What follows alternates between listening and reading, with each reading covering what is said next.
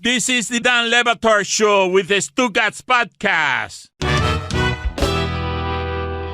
We're presented by DraftKings Sportsbook, an official sports betting partner of the NFL. Download the DraftKings Sportsbook app now and use code DAN for a special offer when you sign up. That's code DAN, only at DraftKings Sportsbook. Over the course of the last few years, as I have seen beyond watching the sons and daughters of athletes that I've watched before, that I've covered before, populate all of sports in a way that make aging inescapable during the pandemic and beyond. The loss of people, of parts of my childhood, and in the case of Vin Scully, the loss of what feels like a time that will never be allowed to return. A broadcaster aging with grace for many, many years, getting a heroic ending in retirement and a heroic ending in life that makes the eulogy so florid that I'm not sure, in the way that this dumpster fire of sports commentary has so much acid in, I don't believe that there are very many who will get to be what Vin Scully was for a time, which is a graceful storyteller, beloved by all, who made the athletic experience different than whatever it is you feel toward Joe Buck. Joe Buck is great at this, but the baseball announcer from a different time who becomes your friend, because in the original incarnation, he's someone who exists in your head. He's doing it on the radio. He's doing it through the static. He is telling you black and white, from the times of black and white radio, not television. He's telling you what was happening in the pastoral game during a slower time when you weren't in your devices and you needed him to be your eyes. You needed him to be a poet and universally beloved. The commentator is just not allowed to be that anymore. The baseball broadcaster, that feels like we bury that with Vin Scully. It goes with him. Hell, even in Miami, Dave Van Horn didn't stay great. He's a Hall of Famer, but you saw as he aged out that he wasn't still great. And Vin Scully was universally respected by his peers as the best for putting you in a place when you didn't have the eyes for it, and he took you there slowly in a different America to tell you the stories that were moving. He knew when to sit out. You never saw the ego. We had him on the show. We were deferential when he was on the show. We treated him like a gentleman legend who had walked in the room as a bit of a ghost. He was a number one seed because it seemed like his life, on the air for more than 50 years, it seemed like his life was as it was described as his number one seed in our tournament, because if you saw him, he always looked distinguished and somehow sounded even more impeccable than he looked, and this is how he looked. Vin Scully looks like the one real human in a Disney movie filled with animated talking animals. And they're happy animals. Like, it's a happy world. It's not like there's a bitter chipmunk running around there who's trying to bite people. Nobody's rabid. Everything is pleasant. And he's impossible. There always has to be a foil in the happy animal kingdom that they have to overcome. Yeah. Let's play some of the sounds from our interview with Vin Scully so people can remember fondly that we are really burying a time, because there are pieces of my childhood. I've told you all of the stories where I see the places that I played on as a kid in Miramar, paved and different and whatever. All that remains for me there are the memories, and there is nostalgia and sadness there. But there have been deaths recently that have hit me harder than deaths used to hit me, because I feel like I'm burying something with thudding finality that I'm never going to be able to see again. And it's also fairly cool for him as well that I was going through all the library of stuff, and we got to do this for him when he was living, because he retired in 2016, and everyone did their tributes, and he was able to step away and appreciate all of the love from Dodger fans. He was their broadcaster for 50 years, 60 years, and he was able to experience this while he was living. I think that's really cool. But to your point about how this won't exist anymore, I just don't think it's almost impossible to hide your personality anymore, right? I think Vin Scully, I don't know if he hid his personality or if he was just always regal man. Groomed, perfect, impeccable is what he was giving off. I'm assuming that the 30 for 30 in 10 years will uncover all sorts of things that will make us uncomfortable. Just something terrible. You really went to a place that I did not go because it requires him to go in with that was Billy? That was Roy. I think that was Roy. You were framed by Billy there, Roy. What do you mean you think it was Roy? It was the painkiller. I think I heard it was Roy clearly you. It sounded nothing.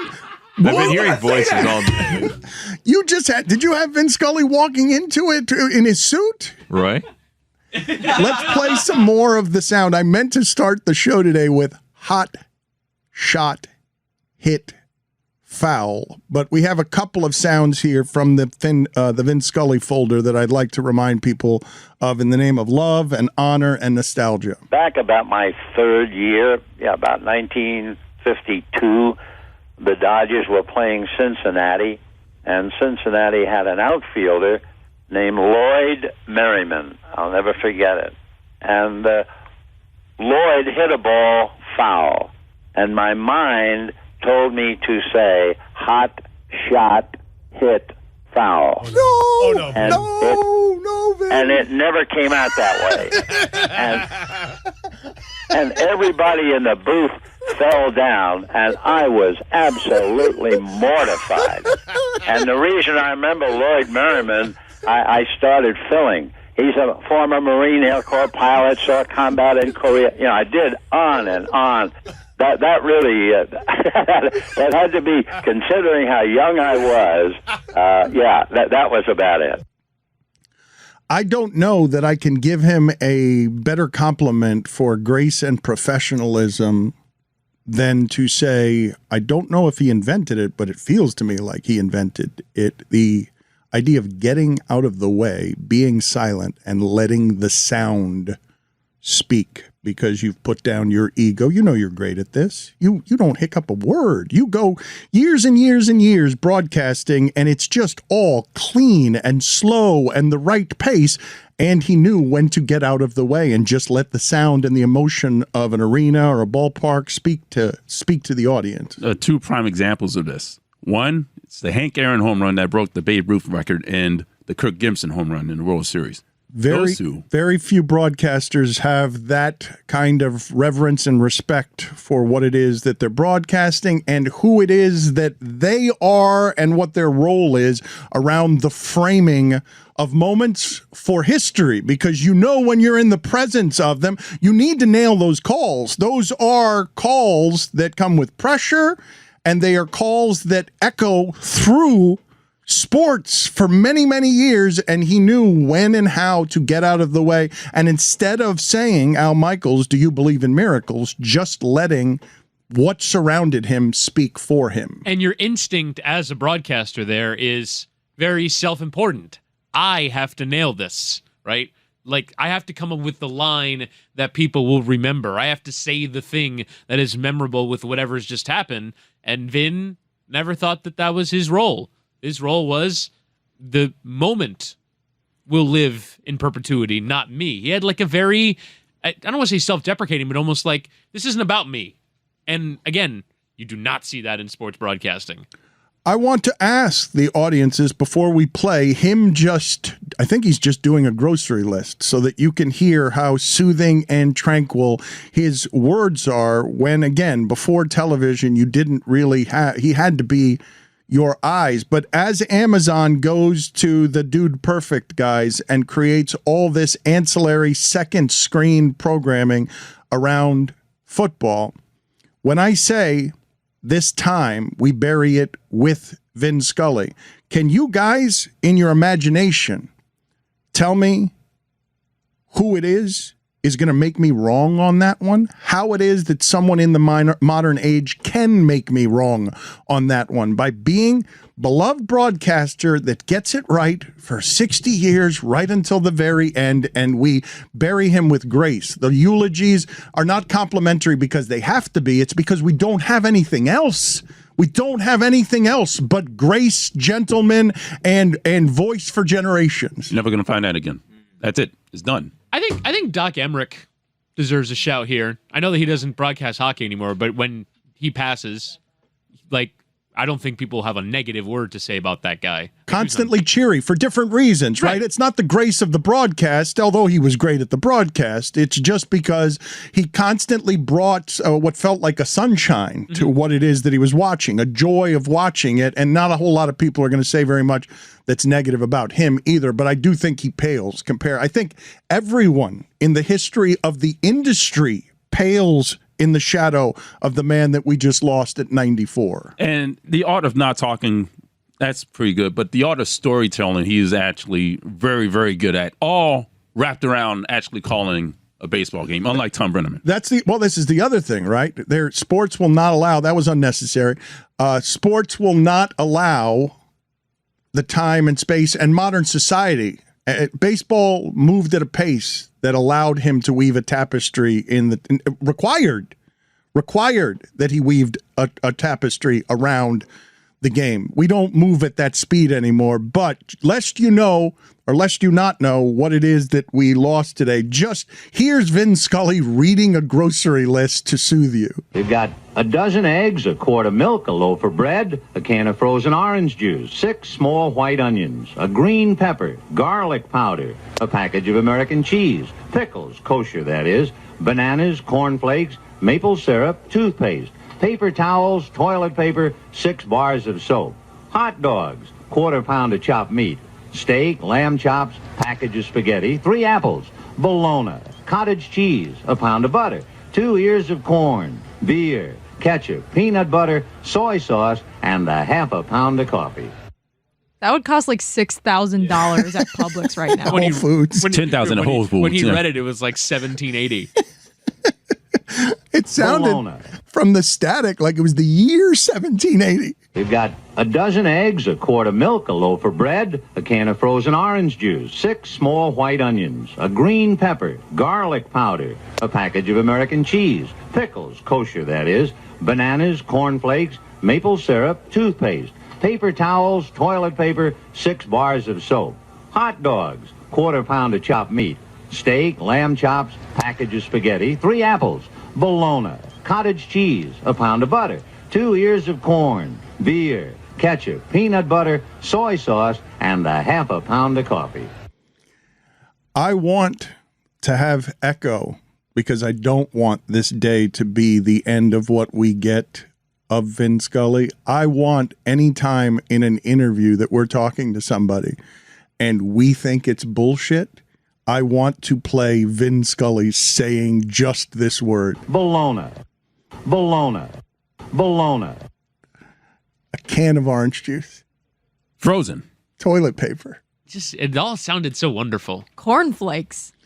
Put it on the poll, Guillermo. Has anyone made toilet paper sound as wonderful as Vin Scully? What is the story that we have there that might explain to the audience not familiar with this man or this time?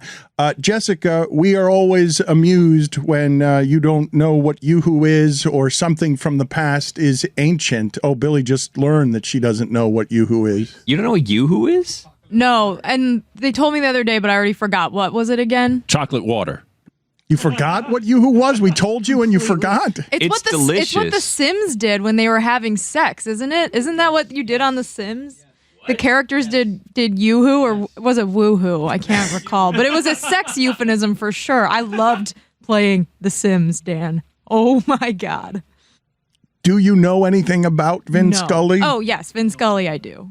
And how did that get grandfathered in? Because I would assume a lot of people listening to this don't even, if he retired in 2016, you weren't listening to Dodger games, which is what he was doing the last, I assume. Yeah, but Vin Scully's just one of those names everyone knows. I never listened to Dodgers games growing up because, like, I didn't really care about the Dodgers. I wasn't, like, that big of a baseball fan, but everyone knows Vin Scully. Like, he transcends calling Dodgers games. He's just a person everyone knows. Well, I thought everyone knew Yoo-hoo too, and don't compare Yoo-hoo to Vin Scully. That's just, one is more famous than the other, I would venture to guess. Put it on the poll. One we are eulogizing after his passing. The other, no one eulogized when they stopped making it. Billy, what are you laughing about so much that you're Roy putting... said something That else was back not here. me. Just How out did of I say control that? today. No, I am more respectful than that. No. Billy just put his DraftKings sweater over his mouth, which made me know he was up to no good.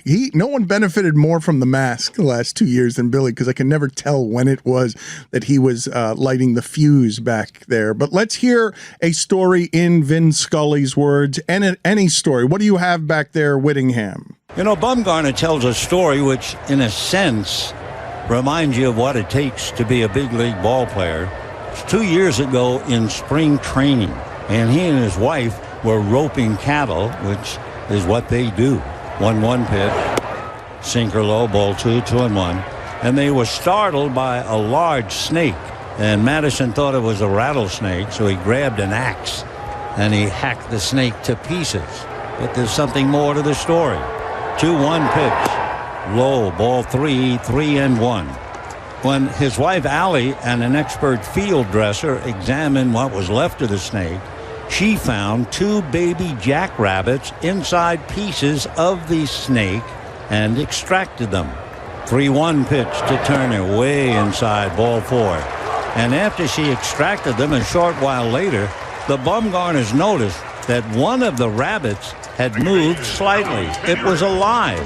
Well, his wife brought the rabbit back to their apartment. For the next few days, they kept it warm, bottle nursed it, and the rabbit soon was healthy enough that they released it into the wild. And Madison said, just think about how tough that rabbit was. First it gets eaten by a snake, then the snake gets chopped to pieces, then it gets picked up by people and lives. It's all true. Meanwhile, line drive base hit to center by Hendrick, and the Dodgers are in business, first and second and nobody out. So I guess really the morale to the whole story about the rabbit and the snake, you've got to somehow survive. You've got to somehow battle back. A lesson well taught for all of us. With Trick Daddy playing in the background. And Whittingham, because you can't go to the grave in peace without the internet attacking you, making the face of, did he say morale correctly? Moral? No, it's a moral of a story, not a morale of a story. I mean, come on, let the man rest in power, please. Sorry, Christ almighty, It's a little long story. I suppose Land you're a plane. better than Vin Scully too, not just Jim Gray. You're better. You wouldn't have said that incorrectly. The sound. I am the reason why Vin Scully will never happen again. Because there's always a jackass like me who's calling games. We were eulogizing the man, and all you noticed was the word that he got wrong. But the rest of the time, it's like, what a great story. Like, this is exactly what that's the backdrop of baseball. I don't like baseball broadcasting because so much of that is storytelling, and basically you're doing a talk show for 3 hours around a game, and a lot of people really enjoy that. I don't, but you didn't enjoy the snake being chopped up. No. I'm saying I deeply admire those that can. I find baseball broadcasting, like the guys who do that, and should be more women, but the people who do that every night, I have an immense respect for, because you gotta fill so much time, and there is nobody better at it than Vin Scully. That's why he is the legendary figure, because he can tell a 1 and 45-second story about a snake and a rabbit while a baseball game is happening, and it actually makes sense. The story is made better by baseball sounds in the background, where you hear the glove and you hear the bat. The 2-1. Jessica, you're yawning. Oh, I'm ready to take a nap. Oh, Christ almighty. It's not fast enough, right? Good clip. No, it's the sounds of baseball. It's soothing. Cozy. It's soothing. It really is. You have a blanket? Also, Vin Scully miscalling as a nature documentarian, because he's like, and then the snake was caught.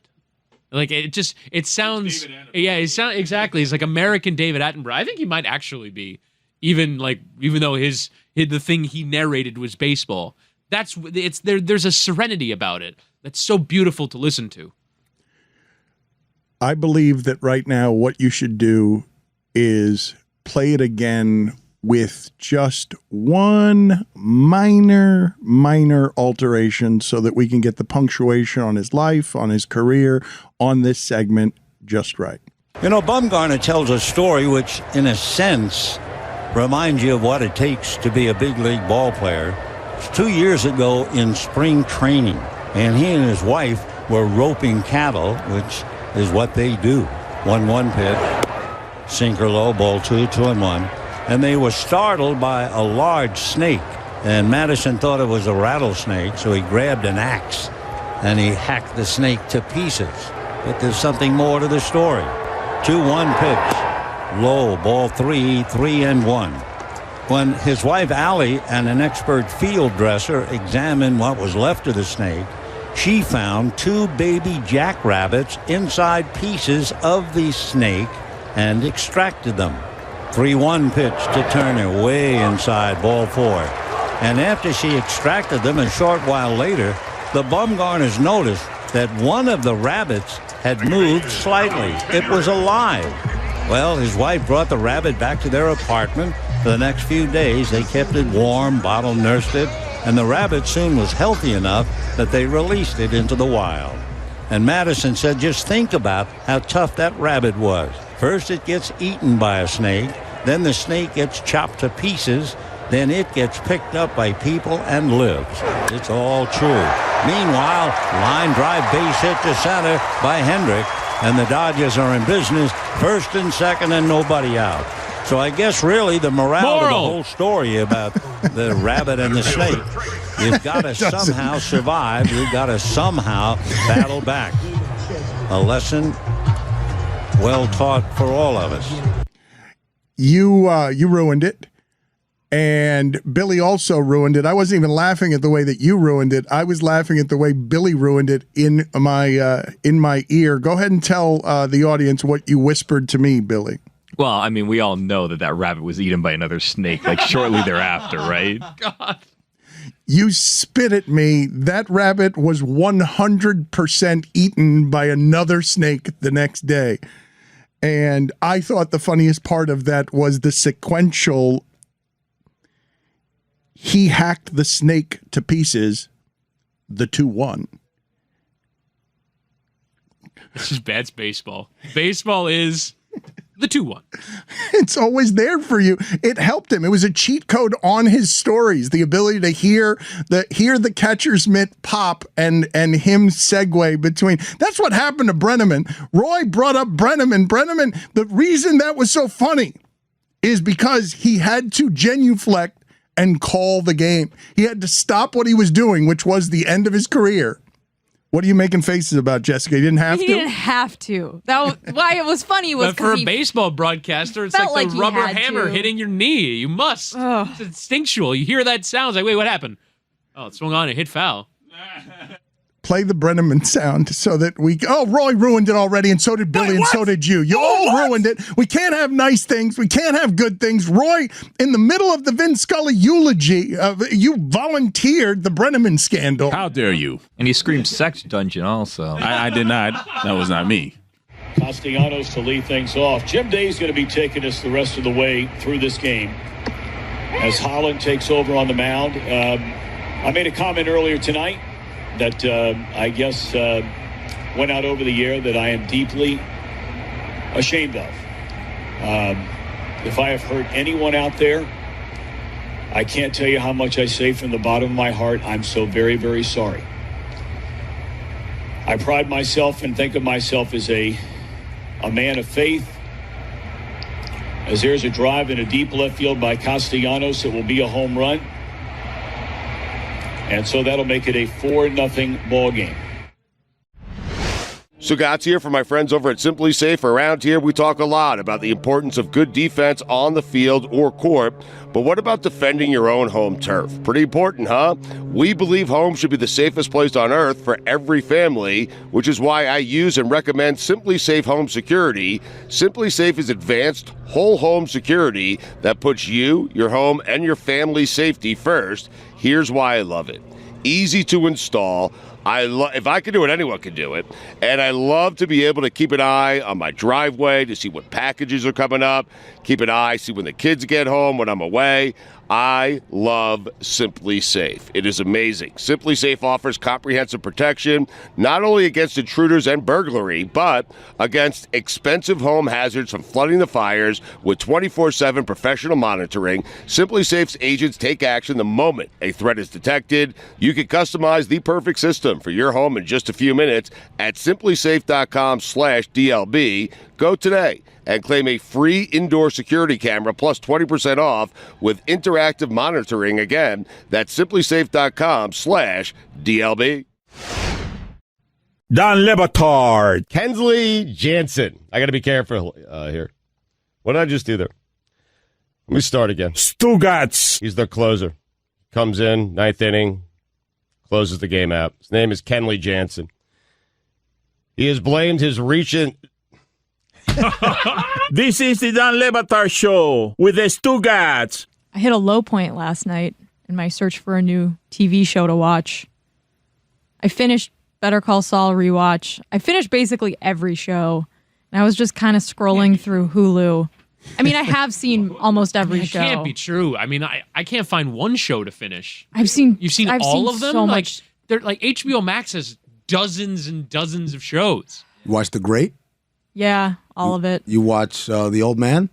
No, what is that? Oh, it's good. The Old Where's Man that? is good. Took me 2 tries, Yes, ladies and gentlemen. Welcome. I mean, Where were you last welcome. night? Hitting the bell. Yes, The Old Man is very good. The first episode shows the dude, Jeff Bridges, in an action role, more believable than any you've ever seen, even though I always picture him in a bathrobe.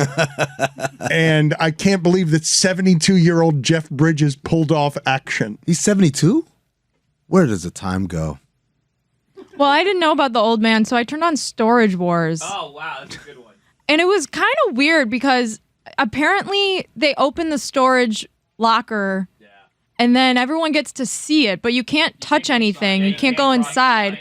And based off of what you see, you decide if you're going to bid on it. And then everyone bids on it, and then someone wins it, and then they go through the items. And then by the end of the show, they figure out how much money they're going to be able to sell this stuff for.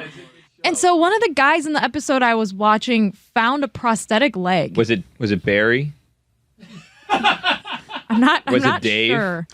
It might have been Dave. Found a prosthetic leg. Yeah, and I was wondering, what happens if they find a real leg or a dead body? Do they not air that episode? Do they have scouts who go through the stuff first? So before we answer that question, the other day I was taking my dogs for a walk and found a severed goat leg. Just one. What? Yeah, just one goat that's leg Miami. on the corner. That's Santeria. And I That's saw it, Santeria. and I looked at them and I go, "Don't bite that," and we kept walking. But it was just one severed goat leg. That's a religious sacrifice, correct? Yeah, I was just wondering where the rest of it was because one leg. That's all you need. Really?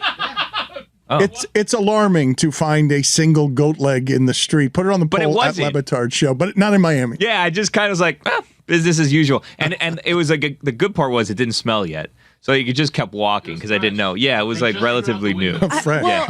How's he going to play this year? Is he okay? Oh, man. It's the only part of him that the Dolphins got.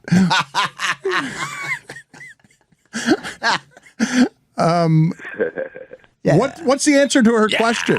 What's the answer? Billy, you seem like you know. Are you a producer on Storage Wars secretly? No. There have been rumors though that they faked some of that stuff, which I don't know if that's You true think? or not. Yeah, that they would just Wait, dump what? Yeah, On that a they would- reality show? They would dump valuable things inside. Like there's lawsuits and stuff like that. Well, how have they not arrived at the dead body then if they're faking stuff? You have to arrive at the dead body. Sweep, Dano. Sweeps. Is that still a thing? Barely. It's only for local television stations. I think Sweeps Week is a thing for Celebrity Wheel of Fortune. I don't think. Do you think that at a local television station or a network, Sweeps Week, lads? Put it on the poll, College Jeopardy. please, Guillermo at Le Batard Show. Is there still such a thing as Sweeps Week in television? There is one bit of programming that makes every single Sweeps Week. You know that it sweeps when on Tonight at 11, dirty restaurants where you might be eating, but there's rat poo all over your food. I'm telling you, that is a ratings I'd rather not winner know. in local news. Really? Yeah, I'd rather just eat rat poop baked into some of my chili fries or something than know that it was in there. Because you wouldn't know, right? Yeah. This is why you have kidney stones. Oh, wow. Oh, goodness me. I don't think that rat poop in his food is the reason that he has kidney stones. I don't think that's a clinical Well, diagnosis. it's like his lack of not caring if he's eating poop more. So Well, it's not that he doesn't. It's not that he doesn't care. It's that if he's going to a restaurant, ignorance is bliss. You don't want to know that the restaurant you've been frequenting for 10 years serves rat poop with its things. Isn't the root of ignorance though not caring, Dan? Also, how can we just write off rat poop? Yeah. Maybe that's the seasoning that No. gives it that extra oomph. It's like made of plague. Like rat poop is like 99% digested materials, 1% plague. I gotta say, I was walking 2 nights ago, and I saw a rat here cross the street. Did it look both ways? It was so small This and jaywalking. cuddly. I was like, oh, I was just in New York. The rats they stroll across the street. I couldn't believe the first time I went to New York. I'm like in the distance. Is that a horse? Like it was I could not believe the size of the thing at 4 a.m. that decided this is the time I come out because New York is free. It seemed 50 times larger than any rat I'd ever seen in my life. What an athlete too! Have you ever seen him jump from you're in the subway station to jump from the tracks onto the platform? One bound, amazing.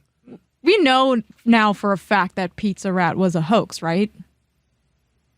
I don't know if the stuff going on in New York is hoaxy when they talk. Specifically Pizza Rat, the viral sensation Pizza Rat. There was a Reply All episode about Pizza Rat years and years ago that seemed to imply that it was like an art stunt of some sort. Tell the people who do not know. I don't know. For the people who do not know. Pizza Rat was a famous rat who was eating a slice of pizza in the subway. Well, now, was he famous before he was eating the pizza? No, he was famous because he was eating the pizza, and he was caught on video suspiciously by someone who then posted it to the internet, and then it went like super mega viral, although I guess you guys have never heard of it, so maybe viral on my corners of the internet.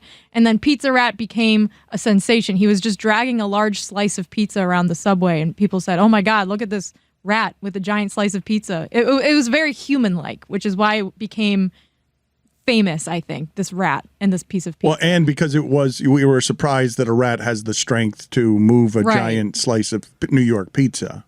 You know how Google gives you the suggested questions? The first suggested question is Pizza Rat still alive?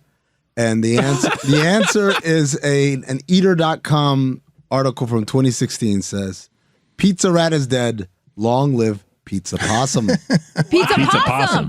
So I worked for Vox, which owns Eater, and that was in 2016. So this is probably why Pizza Rat was like deep in my subconscious. It was also the year I moved to New York. But Pizza Rat was very famous. And then Reply All, which was a podcast by Gimlet Media, no longer exists because they got embroiled in a scandal as they were reporting about a scandal at Bon Appetit. Very long story. This happened in 2020. They did a entire like investigative episode about Pizza Rat and whether or not it was a hoax, whether or not someone planted this piece of pizza with a trained rat to then make the video, to then make it go viral. Because the rat, I mean, I'm watching the video now on Woody's screen. The rat looks like he knows what he's doing. Like, this rat has done this before. So was he trained? Was he not trained? Was this just a happenstance? Someone with an iPhone happened to be walking past Pizza Rat and happened to post it and it happened to go viral. I guess we'll never know. Pizza Possum is terrifying.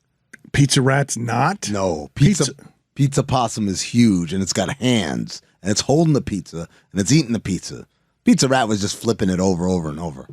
Not scary at all. Kind of cute, actually. Kind of cute. The giant rat moving a pizza. I want to address the question that Tony was asking off air when talking about Storage Wars, because he was asking, I think, more likely to find a brick of cocaine. And then, of course, Lewis chimes in irresponsibly, as he often does, and says, what would you guys do if you found a brick of cocaine? Yeah. What would be your move after that? Dan, well, the question originated because in these storage wars, a lot of things that are super valuable are things that are really old, right? One guy found like a violin from 1700 that was worth like $1 million. An old music box was like $700 in this episode. Exactly. Yeah. Like you find a baseball card of like, I don't know, somebody from the 1800s and it's worth $1 million and everybody freaks out. In Miami, we're not that old. So we don't have that kind of stuff that would transcend time with baseball cards or musical instruments or whatever, we do have a lot of cocaine. And there was a lot of people using cocaine back in the 80s and storing it in different places. And maybe somebody put it into a box and then somebody put it into another box and all of a sudden it's in Storage Wars. And then, hey, here's an ounce. And it's like, wow, what do we do with this? Sell it. I'll ask the question. Does cocaine go bad? No, cocaine does not go bad. Is it biodegradable? 40-year-old cocaine, just as good as a day. Vacuum sealed, vacuum sealed, packaged up. Like, I don't know about that. I have a story. You seem to be a little knowledgeable here, and you seem to be a little free with just the volunteered, the way that a doctor hits you on the knee and the knee kicks out, where you're like, sell it. I heard what you said. Well, there's danger in selling it, mainly that you'd lose a lot of your freedom. That's depends, right? Depends on who you're selling it to, right? You can't sell it to the undercover down the street. It does seem like you like, but you got to know people that are dabbling in that kind of stuff, and then all of a sudden, it would seem like a winning lottery ticket, right? Like Correct. you're like, because I don't know how much a brick of cocaine would go 36, 37. Yeah. $4,000 maybe. No, 36, 37 grand. You paying Rasheed Wallace?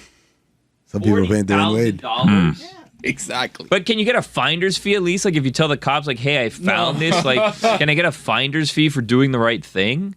Is there a reward out for this missing brick of cocaine? No, because the beautiful thing is nobody knows where it is, right? It's been lost in the annals of time.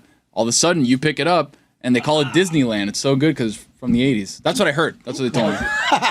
I more than heard some of that. I have had awkwardly, and I just don't think people understand how prevalent this trade was in the 80s in Miami, and how many immigrants and exiles and transplants were coming here needing to make a living because so many people were doctors in Cuba and had to come over here and be plumbers or be resourceful about building a boat out of washing machines and stuff. There was a lot of desperation, and multiple times I have been introduced to people I care about, their parents, who are older, and you would never suspect of anything. And they were like, yep, had a couple of bricks here. It was a fairly common thing as a means of desperation. But let's answer his question. You find one now, right now. What do you do? Because I'm not going anywhere near selling it, unloading it, but I understand. What are you doing? Hold on. You say you're not going. What are you I'm just going to tell somebody where it is. Who are you going to tell? I'm going to tell authorities. I'm not going to be someone who holds on to that and tries to sell it. Nope. Not doing a goddamn thing. Go to the authorities. Hey, I found this cocaine. You're not even going to. You're just going to leave it there. Yeah, I'm gone, dude. I don't want those problems. But now you own the storage unit and it has your name. So when they find it, it's your storage unit now. Oh, that's right. It's in the storage unit. Now you're going to get framed. Way to go, trouble. Roy. You didn't tell anybody, and you think they're going to believe you when you say it's not mine? Yeah. Shit. I was here when I got here. I bought it. I don't know. No one's answering my question. Are people afraid I think we're all stumped, to be honest. Well, no, we're not stumped. Not stumped. We're not stumped. We're not. No stumped. one wants to be incriminated. Well, I think that you don't want to accept that most of your staff would probably find means of unloading it for financial gain. Right. That's the thing is, do we want to sit in front of this microphone and basically say, I will go out trying to figure out how I can make lots of money off this? Right. I'm proud of you guys because not one person said, I'm about to get a knife, slit it open, and bury my face in it. Just go to town. Stugotz isn't here anymore. That's Stugotz's answer. He's not here. I would like to have a career in sports media, so I'm not going to say that either. You think that gets in the way of a career in sports media? That would not get in the way. If there would not be a use of cocaine, unless you are caught, is not going to be something that gets in the way of any No, I meant careers. admitting it on air, not doing it privately when no one finds out about it. I don't think admitting on air that you would do that. I want honest answers to this question now that we're here and now that we're exploring this. Because I did hear somebody say, I don't even remember who it was, I would unload it to my shadiest friend. No, I didn't say it was me who said that. So I didn't say I would unload it to my shadiest friend. I said I'd call my shadiest friend. Well, doesn't that suggest that after that you will have unloaded it? I'd have to figure out logistically, right? So, shadiest friend. What's the risk here? So you'd be calling Stugotz? Perhaps. There are other candidates, but yeah, I'd call my shadiest friend and just say, all right, what What happens What now? is the honest execution of this? Are all of you where Whittingham is with it? Is there agreement on this? Let's get honest answers to this, and let's risk our broadcasting careers, even though we're not actually risking them. This is a total hypothetical. Hold on. Can we reestablish the scenario? Are we on the television show Storage Wars? No, you purchased a storage unit. Separately, off Yes, camera? not a storage war Yeah. situation, just in a regular storage war. Is this legit? Is there a paper trail, or am I just Yes. like, hey, I'll take this off your hands. Here's $50 cash. No, we're playing the game. We're playing the game, but like, yeah, that's how they actually do. They do these auctions where you have to bid on it. That's the show is based on something that actually happens in real life. So it's not just the guys just like, hey, you want this? There's actual people competing for it. So a non-televised storage No, but war. yes, it's not a TV. Yeah, not a TV show. I am making the hypothetical simply and exclusively. You have happened upon a brick of cocaine. What do you do? What are your next steps? All of them. Roy has just lost a portion of his life because he's been framed, probably by Billy. Billy is somewhere making a lot of money as Roy is in jail because he's done nothing. 2 Americas. You're the idiot who decided to do nothing with a Run away. with a bit of run away. No. I have a storage unit now. I have no choice but to inform the authorities, and I got paperwork to back me up saying, like, hey, my name is on this storage unit. But that's not the choice you made moments ago. I forgot about the storage unit situation. Yeah. Can they carbon date the cocaine? Right? Can they tell how old the cocaine is? So I have read a very long Vice article about how drugs Naturally. age. So it basically says research. there are 8 or 9 elements that make cocaine, and if any one of them fall apart, the entire effect of the product is gone.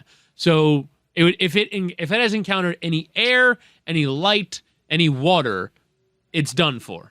But maybe tightly sealed. This is vacuum sealed. This is Tony was on top of There's a it. chance, but they say it takes like it said. Maybe your cocaine can last months, maybe even years. And so, but I presume years is probably a small number of years. I couldn't imagine 40. Yeah, 40 years seems like a lot. It's a fairly common thing in South Florida for people to discover. This is not an unusual thing, as it's not even a hypothetical. On the shores of the beach, this stuff just lands. But that you got to keep moving. Like that you like see and probably just keep walking. You're like, I did not see that, right? But in this scenario, it's in your possession because you own it. So you have to kind of decide, what am I going to do here? Because looking the other way isn't really an option. So Dan, I have a story. Of course you do. It's secondhand, third hand really, from the person that told me. I'm not going to say any names. Attaboy, just add layers. Fourth hand. Realistically down the line. But there was a house that was being remodeled, right? And they were blowing, like Billy's remodeled this house. walls. It was in the wall. It's always in the walls. You And can that's find why cash there too. In a lot of I've Miami watched homes. Ozark as no well. cash, unfortunately, but there was a sizable brick, and the person was able to open it and make do with it. Your But- answer is different if it is cash, right? If you locate cash, are you saying anything to the authorities? Oh, different situation. Absolutely not. It belongs to me now. Find this. My money. Well, that's a crime too. No, it's I don't care. victimless crime. It's a victimless crime. If you, for example, if there's a bank that can be, if the bank has given you money in your account and you just keep it and don't say anything to anyone, that is a crime. So I am assuming that it can also be a crime if someone discovers that you've got ill-gotten money. If it's discovered that it's not yours, I don't think it's fine. I don't think the rule is finders keepers. Crime. What is this crime? If the bank makes an error in your... Have you never played Monopoly? Yeah. Collect $20? If the bank makes a big error in your favor, there was some person, I believe, in London recently who just left their job and everything because the company overpaid by a lot of money, and he just took the money and ran off. And yes, that's a crime. Don't do that. If the bank makes a mistake, do not do that with a great deal of money. If they catch it, they'll ask for it back, but it's not a crime. It is a crime. No, Well, it's a crime. It's not your money. Not if you don't give it back. Like, if you give don't it back, give it everything's all good. Yeah, exactly. Oh, I thought you guys wanted me to hold If you this for you. volunteered to give it back, not if you get caught not giving it back and then give it back. You could just be like, I didn't know it was there. No harm, I didn't no see foul. it. How often do you guys check your bank accounts? I didn't know it was there. Okay. I gotta okay, be the yeah, but one don't to say point the out to you that you made a mistake? What kind of world are we living in? Well, all of a sudden, the onus is on me for your misdeeds?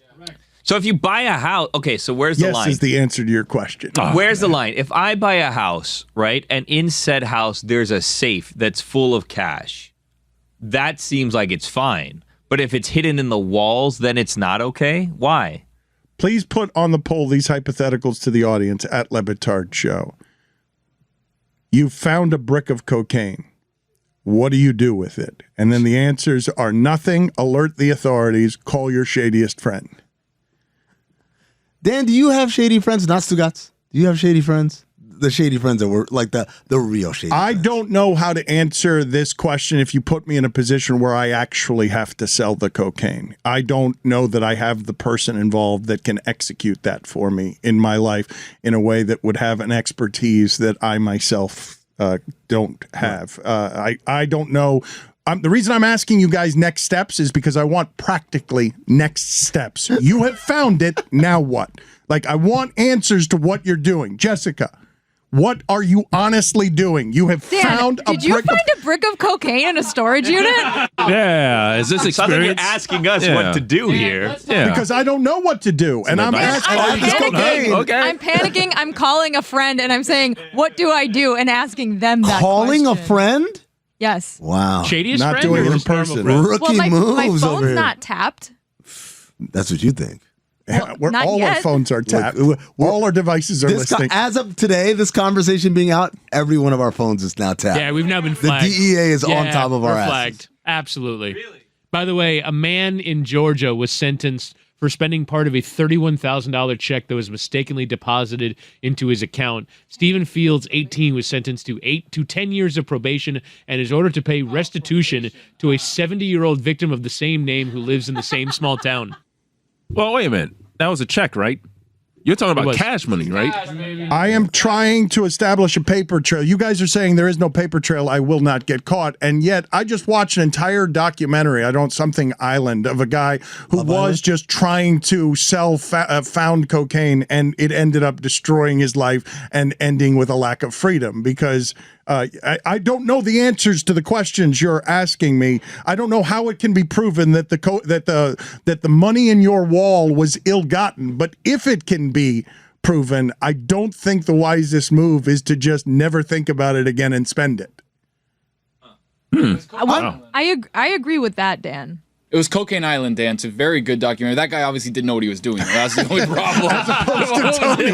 As opposed to Tony, who has a sophisticated labyrinth to chop it up, Chop and it make up and sure- sell it. Yeah. The worst detective of all What's time. the next thing to do? Chop it up. Chop it up. Or rock it up. One of the two. Rocket Rocket the up. 80s. Seriously? Turn your mic off. I'm curious about something though. The idea that you guys are worried about being caught by the authorities for the cash in the wall.